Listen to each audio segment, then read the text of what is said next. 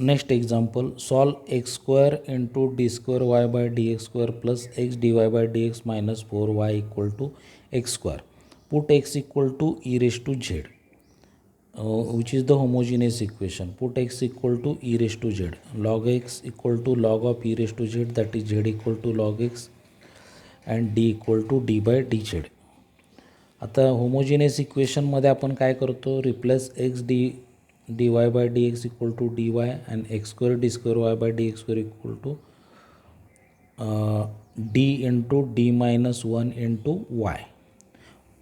नाव equation 1 becomes, आता इथं x square into d square y by d x square कशानं replace करू आपण, d into d minus 1 into y plus इथं x d y d x काय असेल, only d आणि हे -4 आणि into y equal to x कशानं रिप्लेस करतो आहे आपण, e raise to z and it raise to 2.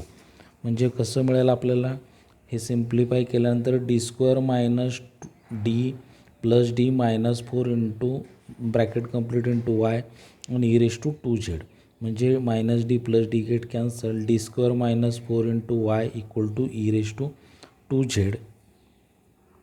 आता याचा ॲक्झिलरी इक्वेशन काय असेल, 3चं d square -4 equal to 0, that is d square equal to 4 and d equal to plus or -2. Complementary function काय असेल, c1 into e raise to 2z plus c2 into e raise to -2z, called this as a equation number 4. Now particular integral, applying 1 upon d square minus 4 on e raised to 2z. Particular d square -4 applying on e raise to 2z. आता इथं आपल्याला दोन पद्धतीनं करता येईल.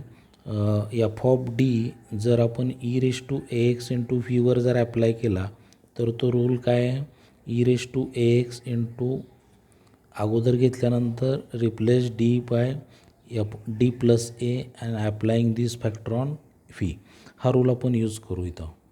आता E raise to 2z इकडे घेतलं म्हणजे replace d by d plus 2 bracket square -4 applying on 1, take v as a 1.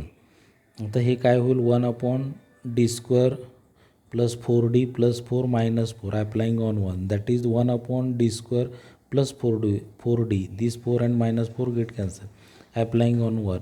Here we take 4d common, we get 1 plus d square by 4d and 1 plus dd get cancelled, we get e raised to 2z into 1 upon 4d into 1 upon 1 plus d by 4 applying on 1. आता हा काय करू, 1 plus d by 4 bracket न्युमरेटरला shift करू, e raised to 2z into 1 upon 4d, हा काय होईल 1 plus d by 4 in raise to -1 applying on, ह्याचे जर एक्सपान्शन केलं तर 1 minus d by 4 plus up to infinity आणि ब्रॅकेट कंप्लीट करू, ॲप्लाय ऑन 1वर ॲप्लाय करायला लागेल. आता 1चा फर्स्ट डेरिव्हेटिव्ह 0 येतं आहे, त्यामुळं नेक्स्ट पुढच्या हायर ऑर्डर डेरिव्हेटिव्ह टर्म घ्यायची गरज नाही, डीपर्यंत ठीक आहे. मग हे 1 याच्यावर ॲप्लाय केल्यावर 1 इंटू 1 1 आणि डी ॲप्लाय केलं तर काय होईल, डीचं डेरिव्हेटिव्ह 1 इज 0 म्हणजे 1 e raise to 2z 1 upon 4d applying on 1, e raise to 2z as it is 1 upon 4 as it is 1 upon d applying on 1 means integration of 1, that is the z and where d is the d by d z, we get 1 upon 4 into z into e raised to 2z, that is 1 upon 4 into e raised to 2z into z. किंवा दुसऱ्या मेथडनं हेच particular integral D square -4 हा factor आहे, हा apply करायचा आपल्याला, त्याचे factors d -2 and d + 2 ॲप्लाइंग d -2 and d + 2 on e raised to 2z. आता एक आपल्याकडं रूल होता 1 अपॉन एफ डी जर आपण ॲप्लाय केला कशावर, ई रेस टू ए एक्सवर, तर काय वेळेस e raise to a x into f of a is non zero असायला पाहिजे. आपण एक फॅक्टर ॲप्लाय करू 1 अपॉन डी + 2. आता इथं replace d by 2 e raise to 2z upon 2 + 2 म्हणजे E raise to 2z upon 4, म्हणजे हे 4 बाहेर घेतलं, इथं काय राहील 1 upon d -2 now applying on e raise to 2z. आता जर डी 2नं रिप्लेस केलं तर इथं 0 होईल, त्यावेळेस आपल्याकडे एक रूल होता x square x raise to r and e raise to a z upon r factorial. इथं एकच फॅक्टर आहे, तो फॅक्टर आर वेळा नाही, म्हणून z into e raise to 2z upon 1 factorial that is 1/4 into z into e raise to 2z. आणि हे particular integral आपल्याला मिळालं. Call this as a 5. Using this 4, 5 complete solution of the given equation is the y equal to cf plus pi. cf is the c1 into e raised to 2z plus c2 into e raised to minus 2z plus 1/4 आणि particular integral is the 1/4 into z into e raised to 2z. Put e raised to z equal to x and z equal to log x. c1 equal to e raised to z and e raised to 2 means x square, and c2 e raised to z and e raised to minus 2 is the x raised to minus 2 1/4 z log x and e raised to 2z is the x square, and we get the complete solution of the equation. आता next example आपण third ऑर्डरचं बघू. Third ऑर्डरचं example बघताना आपल्याला काय करायला लागेल, आता हे solve x cube d square d cube y by d x cube plus 2x square d square y by d x square plus 2y equal to 10x plus 1/x. असं जर एक्झाम्पल असेल त्यावेळेस आपण काय करू, सबस्टिट्यूशन तेच घ्यायचं. Homogeneous equation आहे हे. का होमोजिनियस आहे, कारण इथं थर्ड ऑर्डर डेरिव्हेटिव्ह आणि x cube, second order x square आणि d y d x term absent आहे, त्यामुळं तेहीसुद्धा homogeneous.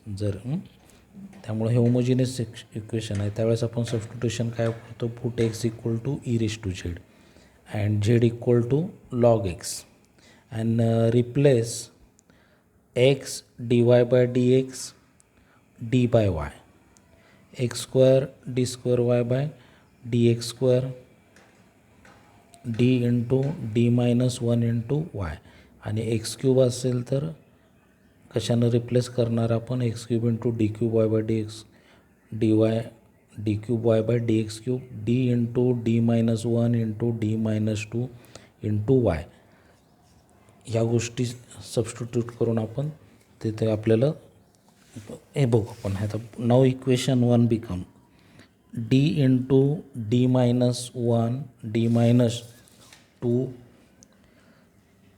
D minus 2 y plus 2 d into d minus 1 इथं 2 आहे आणि हे d plus x d y d एक्सची टर्म नाही, डायरेक्ट 2 वाय आहे आणि इथं पुढं 10 into x, x is the e raise to z आणि 1 ई रेस टू झेड. म्हणजे हे जर सिम्प्लिफाय केलं d into d minus 1 d minus 2 plus 2 d minus 1 plus 2 into y equal to 10 e raise to z plus e raise to minus z. आता हे d square minus d into d minus 2 plus 2d square minus 2d plus 2 into y 10 e raise to z plus e raise to minus z. आता हे d cube minus 2d square minus d square plus 2d square minus 2d plus 2 y 10 e raise to z plus e raise to minus z. आता हे d cube, आता हे d square किती आहेत, हे 2d square minus 2d square cancel, only minus d square is remaining. हे 2d आणि हे 2d जाईल plus 2 and y 10 e raise to z plus e raise to minus z. आता हे काय असेल, linear differential equation with constant coefficient. Constant coefficient याचं काय करायला लागेल, ॲक्झिलरी इक्वेशन ऑफ 2 काय असेल, d cube minus d square plus 2 equal to 0. आता याचे फॅक्टर करून डीच्या 3 व्हॅल्यूज काढायच्या.